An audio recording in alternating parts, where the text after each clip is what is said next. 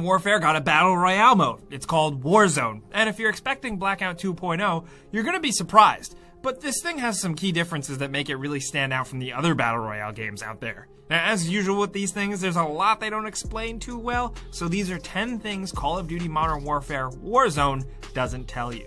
Let's get started off with number 10, where cash is what makes this different. An important thing about this game that separates it from the other Battle Royale games and the standard Modern Warfare multiplayer is contracts.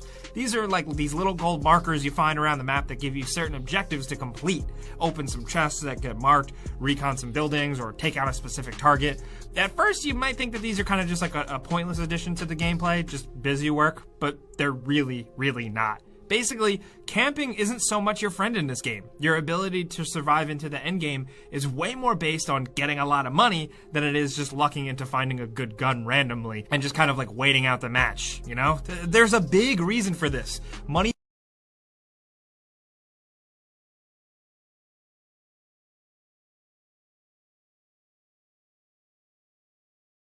buys you the absolute best stuff in Warzone. There's 3 things you're really gonna want. Armor, you know, the more spare pieces you've got, the better, which those are easy enough to find. Self-revive kits, which are as good as they sound, basically. Redeployment tokens, which lets you come back if you die completely.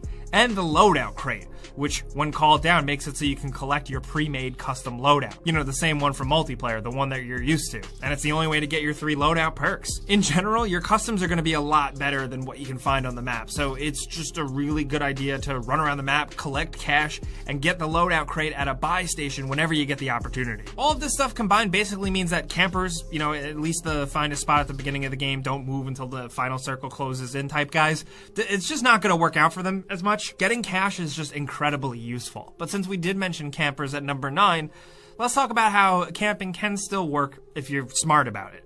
Now, I don't like camping personally, let me get that out of the way, but people do it. Here's some things to think about. If you are in that camping mood, definitely the best spots to camp are the buy stations, which show up on the map and are usually placed so that they're out in the open. If you're in a higher density area and it's pretty much guaranteed that people will be passing by and attempting to load up on one of these things, you know, everyone wants a self-revive kit and a good loadout crate, so they're high demand locations and they're fairly common. So if you do decide to camp out one of these things for a while, there's a few things to keep in mind. Don't just sit in the building beside it or anywhere on the ground level that people might randomly just pass by. You don't want to get shot in the back. So find a nearby building and hide out there. Remember to close all the doors and avoid breaking any glass, you know, especially because this game puts glass on pretty much every window of every building, even in places where it doesn't really make sense. But be sure not to break them, because that's a surefire sign that someone's either been through that building or is in that building. So just really, you don't want to give anyone a reason to be suspicious. But once you're settled in, hang back and wait for your prey to come to you. Hiding out near a buy station gives you the added advantage of being able to buy up anything you might need and then just camp away. I know I said previously that camping isn't quite as strong in this game, but what I really mean by that is that you just have to be a little smarter about how you do it. If you can do that, it's possible to really still dominate. Now, next at number 8, you need to know that there are some very powerful strategies possible in this game at the moment. Loadout crates are very powerful right now, you know, an effective strategy to just land somewhere away from players, money farm by running around and looting buildings and completing recon operations, then buying a big loadout drop marker at a buy station. You get your awesome loadout and you can clean house. Another one, a big powerful strategy, is to land in a high population zone, complete operations and bounties, collect as much armor as you can, and then use the money you've collected to get UAVs, self-revives, and max out your armor capacity. UAVs are incredibly useful, obviously, for a decently coordinated team, so don't sleep on them. They make it that much easier to mark and eliminate enemies and are especially helpful for hunting bounty targets. Using this strategy, you don't have to call in a loadout crate if you don't want to. Just having a high level of battlefield control with the UAVs and great survivability with the armor of self-revives and stuff is going to put you on another level compared to everyone else. But over at number 7, let's talk about the Gulag. You gotta get good at it. It's not really too hard to understand how the whole thing works, and it's a pretty fun addition to the Battle Royale format. 2 dead players fight each other in a small arena. Whoever wins gets to come back to life and fight another day. Now, what weapon loadout you get is random, usually a double barrel shotgun or a pistol, a random lethal and a stun grenade, or just sometimes nothing. It takes about 4 seconds after the Gulag match starts before you can use your throwing weapons, so a lot of players end up staying on their end of the arena and only moving when those become available, which I get it, but I think it's better that you get yourself closer to the center as quickly as possible. Be sure to hug the walls and move it away so that the other player player can't see you. And your best bet to win is to catch your enemy by surprise, obviously. Use your grenades to distract them. People tend to kind of move towards explosions if they see them.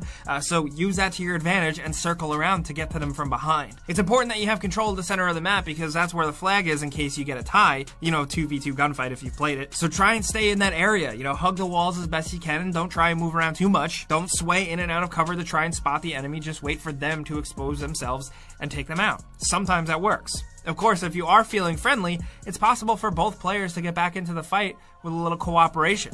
If you get a triple tie, i.e., nobody dies, nobody captures a flag, and both players are the same distance from the flag when the timer runs out, they both win. It's not something that's going to happen often, but hey, it can happen.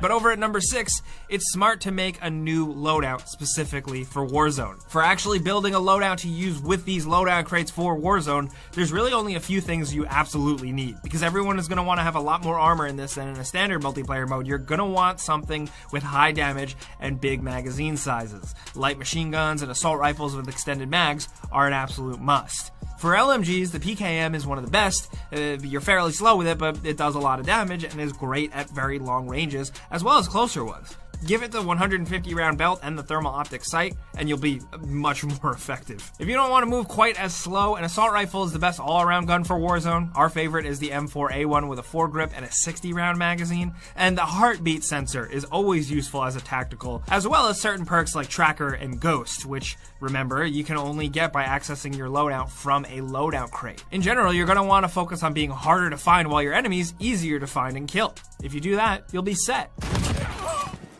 But down to number 5, there's some pretty noticeable changes to how sound works in this mode.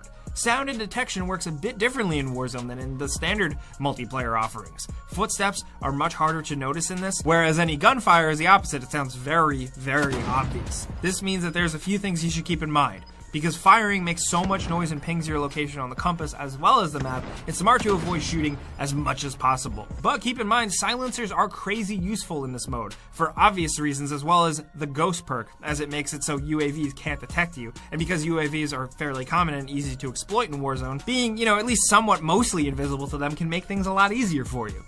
Another thing to keep in mind is that vehicles are very noisy. You can hear them coming from a mile away, no matter what it is. It'll show your location with pinpoint accuracy on the minimap to anyone nearby, so maybe consider avoiding that if you don't want to be a sitting duck, man.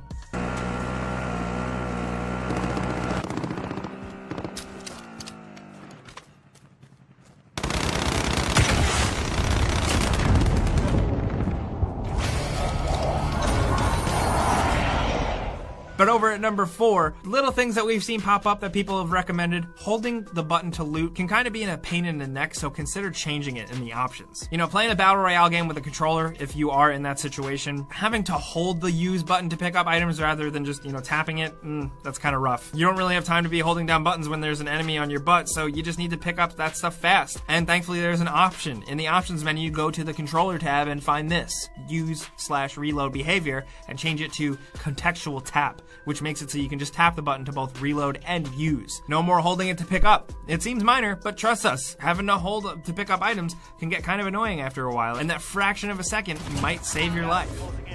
Down to number 3, there's some great ways to use airstrikes here. If you really want to get some easy kills, just buy up a cluster strike and dump it on the loadout crate, or buy stations when you see someone approach it. Nobody will know where you are, and the whole team, or at least 2 of them, will be on the box, so it's an incredibly easy way to take a few people out. More perfect spots to use a cluster strike or a precision strike are rooftops though. Downtown is sniper and just rooftop dude central. People love to hang out over there. Shout out to Reddit user 6Riz for this video of them using a precision strike to destroy a rooftop filled with snipers. It just goes to show that airstrikes can be absolutely devastating in the right hands. Coming down to number 2 though, there is actually more to parachuting than you'd think. It's totally possible to kill people while parachuting, even at the very beginning of the match. Just cut your parachute, fire at your chosen enemy with your starting loadout weapon, and then redeploy your parachute. I'm not kidding. It takes some practice, but it can be a rude awakening to anyone who thinks they're safe when the match starts. In general, parachuting is very useful because you can redeploy a parachute as much as you want while you're playing. Take advantage of that fact to quickly get off buildings, maybe if you're up there sniping, or just use it to get around a match very quickly when you find yourself at a higher elevation point. It's easy to do, and you can redeploy from only a few meters off the ground, so parachuting in general is just really, really forgiving and easy. So definitely keep it in mind wherever you are at any point.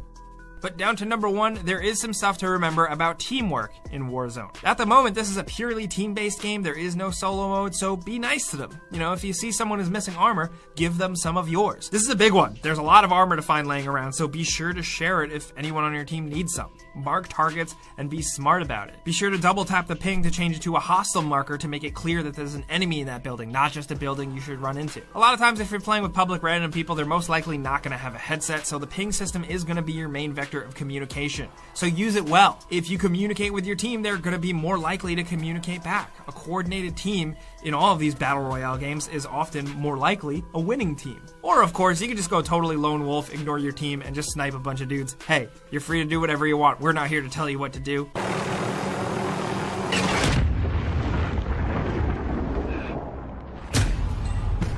But these are 10 things you should know about Call of Duty Modern Warfare Warzone before jumping in. These beginner tips should help some of you out, so good luck, go get them, have fun.